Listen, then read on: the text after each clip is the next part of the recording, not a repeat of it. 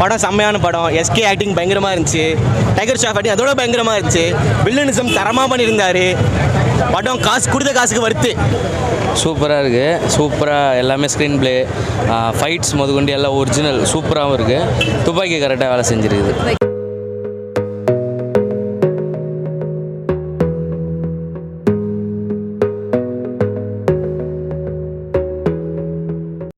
மதராசி நல்லா இருந்தது பிரதர். ஆக்சுவலாக படம் வந்து பார்த்தீங்கன்னா துப்பாக்கியோட ரீமேக் மாதிரி தான் இருந்தது. ஸோ துப்பாக்கியில் வந்து விஜய் எப்படி பார்த்தோமோ இதில் வந்து சிவகார்த்திகேயன் பார்க்கலாம்.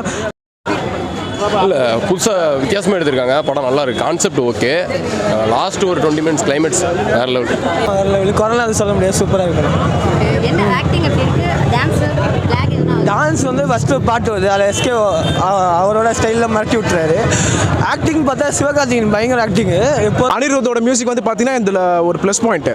அதை தவிர்த்து வந்து பார்த்தீங்கன்னா கேரக்டர் ஆர்டிஸ்ட் ஷபீரா இருக்கணும், பிஜு மேனன். நம்ம இப்போ பார்த்தீங்கன்னா கூலியில் வந்து ஒரு மலையாளம் ஆக்டர் அந்த மோனிகா பாட்டில் எப்படி ஃபேமஸ் ஆனாரோ இவர் ஒரு அண்டர் கவர் ஆஃபீஸராக வந்திருக்காரு. பிஜு மேனன் பக்காவாக கிளப்பியிருக்காங்க. அங்கே அங்கீகாரம் கிடைக்கல, ஆனால் இங்கே கிடைக்குது எல்லா மலையாளம் ஆக்டர்ஸ்க்கும். மதராசி சூப்பராக இருக்குது. சூப்பராக எல்லாமே ஸ்க்ரீன் ப்ளே, ஃபைட்ஸ் முதற்கொண்டு எல்லாம் ஒரிஜினல் சூப்பராகவும் இருக்குது. துப்பாக்கி கரெக்டாக வேலை செஞ்சுருக்குது. ஸோ நம்ம தமிழ் ஆக்டர்ஸும் இது ஒரு plus point.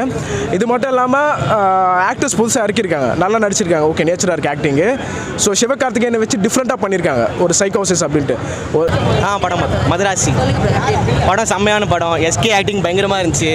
Tiger shop acting அதோட பயங்கரமாக இருந்துச்சு. வில்லனிசம் தரமாக பண்ணியிருந்தார். படம் காசு கொடுத்த காசுக்கு வருத்து. சிம்பிள் ஒன்லைன் என்னன்னா, லவ்வர்ஸ் 2 பேர் இருக்காங்க. அவங்க வந்து ஒரு மாஃபியா கேங்குள்ள எப்படி ட்ராப் ஆகுறாங்க, இதுதான் சிம்பிளான ஒரு லைன். அதை வந்து நான் ரிவீல் பண்ண போதில் உள்ள நீங்கள் பார்த்து தெரிஞ்சுக்கோங்க. ஏன்னா நல்லா இருக்கு. செம வருத்துண்ணா, செம வருத்து.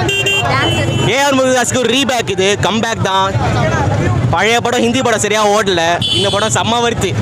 முருகதாஸ்க்கு ரொம்ப நாள் கழிச்சு ஒரு கம்பேக்கான மூவியாக இது இருக்கும்னு நான் நினைக்கிறேன். துப்பாக்கி மாறி இல்லைனாலும் துப்பாக்கி அளவு கொஞ்சம் இருக்கு. ஸோ சிவகார்த்திகேயன் வச்சு நல்லா பண்ணியிருக்காரு. ஓவரால் நல்லா இருக்கு படம். கரெக்டாக போய் சேர்ந்துருக்கு. செம்ம படம். பயங்கரமாக இருக்குது. பயங்கரமாக இருக்குது. ஃபைட் சீன் வந்து அந்த துப்பாக்கி வில்லன் அவர் இந்திய ஆக்டர் சூப்பராக பண்ணியிருக்காரு. எல்லாமே ஒரு சீனும் பார்த்து பண்ணியிருக்காங்க. சூப்பராக இருக்குது. ரொம்ப நாள் கழிச்சு ஒரு நல்ல படம். எப்படிமா இருக்குது? சூப்பராக இருக்குது. ஸோ இதை பார்க்கும்போது ஃபர்ஸ்ட் டைம் பார்க்கும்போது ரொம்ப நல்லா இருந்துச்சு. நம்ம பார்க்க இது வரைக்கும் பார்க்காத சிவகார்த்திகேயன் கொண்டு வந்திருக்காங்க. அமரனில் கூட அவர் ஆக்ஷன் பண்ணார், பீக் ஒரு ஆக்ஷன் பண்ணார். ஆனால் இதோட அதை விட ஒரு மேடாக ஒரு பீக்கான ஒரு ஆக்ஷன் பண்ணியிருக்காரு. சூப்பராக இருக்குது. மியூசிக் அனிருத் பொறுத்தவரைக்கும் சொல்ல தேவையில்லை. ஸோ லாஸ்ட் ஒரு 7 இயர்ஸாக விக்ரம் முன்னாடியிலேருந்தே ஸ்டார்ட் பண்ணார். இன்னும் அந்த என்ன சொல்கிறது, ஒரு வைப் அவருக்குள்ளே குறையில, அப்படியே தான் இருக்கார். ஃப்ரெஷ்ஷாக கொடுக்குறாரு எல்லாத்தையும். ஸோ பக்கமாக இருக்குது. கண்டிப்பாக பார்க்கலாம். வித்தியாசம் என்னன்னா, இதில் சைக்காசிஸாக கொஞ்சம் இது பண்ணியிருக்காரு. கொஞ்சம் அந்த மனநலமாக அந்த தன் காதலை தேடி போகும்போது எப்படி ஒரு காதலன் வந்து மனநல பாதிக்கப்பட்ட கொஞ்சம் அந்த மாதிரி பண்ணியிருக்காங்க. படம் டிஃப்ரெண்ட்டாக இருக்குது. படம் சூப்பராக இருந்துச்சு, வெறியாக இருந்துச்சு. Tiger Shroff the mass scene ஒன்று இருக்குது. ஏஆர் முருகன் ரீபேக் இது. நெக்ஸ்ட் வந்து என்ன சொல்ல தெரியல. படம் சூப்பராக இருந்துச்சு. 10க்கு 10 கொடுக்கலாம்.